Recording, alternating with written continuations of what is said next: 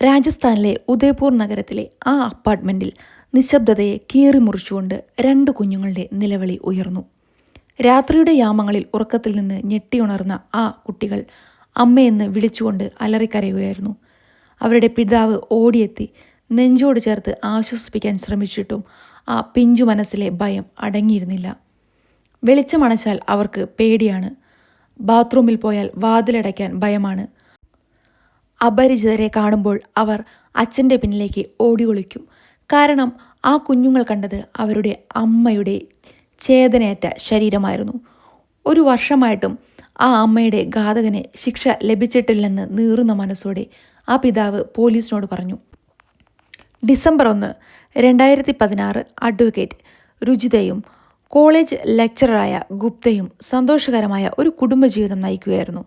ഒരു മകനും ഒരു മകളും അടങ്ങുന്ന ഒരു കൊച്ചു കുടുംബം.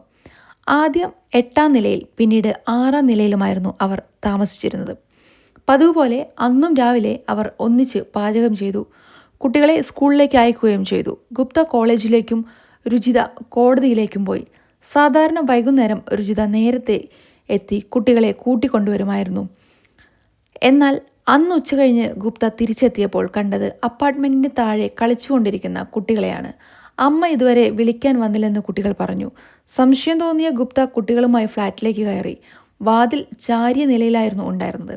അകത്ത് കയറിയ ഗുപ്തയും കുട്ടികളും കണ്ടത് ഹാളിൽ സോഫയിൽ രക്തം കുളിച്ചു കിടക്കുന്ന രുചിതയാണ്. തലയിൽ ഭാരമുള്ള എന്തോ കൊണ്ട് അടിച്ച് പോലെയുള്ള മുറിവ്. വസ്ത്രങ്ങൾ അലങ്കോലമായി കിടക്കുന്നു. ആ കാഴ്ച കണ്ട് കുട്ടികൾ അലറിക്കരഞ്ഞു. സംശയത്തിൻ്റെ നിഴലുകൾ പോലീസ് എത്തി അന്വേഷണം ആരംഭിച്ചു. ഫോറൻസിക് പരിശോധനയിൽ രുചിതയുടെ ക്രൂരമായ ലൈംഗിക പീഡനത്തിന് ഇരയായിട്ടുണ്ടെന്നും കൊലപാതകത്തിന് ശേഷമാണ് നടന്നതെന്നും തെളിഞ്ഞു.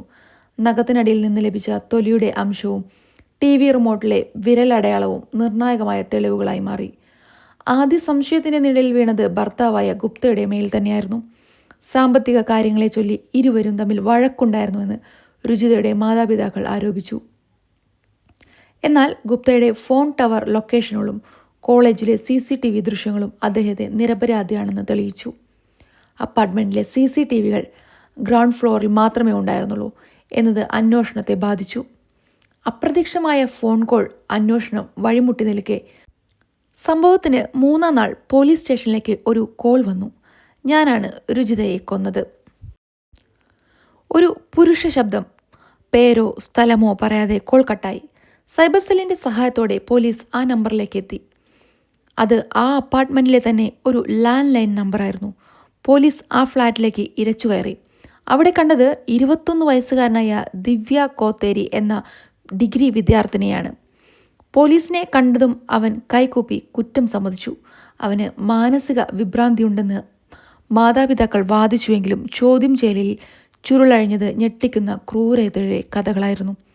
സഹോദരനെ പോലെ വിശ്വസിച്ചവൻ 4 വർഷങ്ങൾക്ക് മുൻപാണ് രുചിതയും കുടുംബവും അവിടെ താമസിക്കാനെത്തുന്നത്. അന്ന് അവന് 17 വയസ്സുണ്ടായിരുന്നു. ദിവ്യ കോത്തേരി അവരുടെ അയൽവാസിയായിരുന്നു. രുചിത അവനെ സ്വന്തം സഹോദരനെ പോലെയാണ് കണ്ടിരുന്നത്. പലപ്പോഴും അവൻ അവരുടെ വീട്ടിൽ വരികയും ഭക്ഷണം കഴിക്കുകയും ചെയ്തിരുന്നു. എന്നാൽ ദിവ്യയുടെ മനസ്സിൽ രുചിതയോട് അടങ്ങാത്ത കാമാസക്തിയായിരുന്നു. രുചിയുടെ സൗന്ദര്യത്തിൽ ഭ്രമിച്ച് അവൻ 4 വർഷമായി ആ ആഗ്രഹം മനസ്സിൽ കൊണ്ടു നടന്നു. രുചിയുടെ ഫ്ലാറ്റിൽ മാറിയതോടെ അവനെ കാണാനുള്ള അവസരം കുറഞ്ഞുവെന്ന് അവനെ അസ്വസ്ഥനാക്കി. സംഭവ ദിവസം രുചിത നേരത്തെ വീട്ടിലെത്തിയെന്ന് അവൻ കണ്ടു. കോളേജിൽ പോകാതെ അവൻ കാത്തിരിക്കുകയായിരുന്നു. രുചിത മാത്രമേ വീട്ടിലുള്ളൂ എന്ന് ഉറപ്പാക്കിയ ശേഷം അവൻ കോളിംഗ് ബെല്ലടിച്ചു. പരിചിതനായ അനിയൻ ആയതുകൊണ്ട് തന്നെ അവർ വാതിൽ തുറന്ന് അകത്ത് കയറ്റി. വീടിനകത്ത് കയറിയ ദിവ്യ TVയുടെ ശബ്ദം കൂട്ടിവെച്ചു. അടുക്കളയിൽ നിന്ന് വന്ന രുചിതയെ അവർ കടന്നുപിടിക്കുകയും തൻ്റെ ആഗ്രഹം തുറന്നു പറയുകയും ചെയ്തു. ഞെട്ടിപ്പോയ രുചിത അവനെ തള്ളിമാറ്റി ശകാരിച്ചു. ആ നിമിഷം പോക്കറ്റിൽ കരുതിയ സ്പാനർ എടുത്ത് അവൻ രുചിതയുടെ തലയ്ക്ക് അടിച്ചു.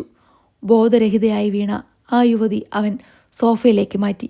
മരിച്ചെന്ന് ഉറപ്പായിട്ടും ക്രൂരമായി ബലാത്സംഗം ചെയ്ത് തുടർന്ന് രക്തം പുരണ്ട സ്പാനർ കഴുകി വൃത്തിയാക്കി. വസ്ത്രങ്ങൾ മാറി ഒന്നും സംഭവിക്കാത്തതുപോലെ സ്വന്തം ഫ്ലാറ്റിലേക്ക് മടങ്ങി. താനൊരു സഹോദരനെ പോലെ സ്നേഹിച്ച ആ പയ്യൻ തൻ്റെ കാലനായി മാറുമെന്ന് രുചിത ഒരിക്കൽ പോലും കരുതിയിട്ടുണ്ടാവില്ല. മാനസിക പ്രശ്നങ്ങളുണ്ടെന്ന വാദം കോടതി തള്ളിക്കളയുകയും 2023 കോടതി ദിവ്യ കോത്തേരിക്ക് ജീവപര്യന്തം തടവും പിഴയും വിധിക്കുകയും ചെയ്തു. വിശ്വാസത്തിൻ്റെ മുഖംമൂടി അണിഞ്ഞ ക്രൂരതയ്ക്ക് ഒടുവിൽ നീതി ലഭിച്ചു. വീഡിയോ ഇഷ്ടമായാൽ സപ്പോർട്ട് ചെയ്യണേ. താങ്ക്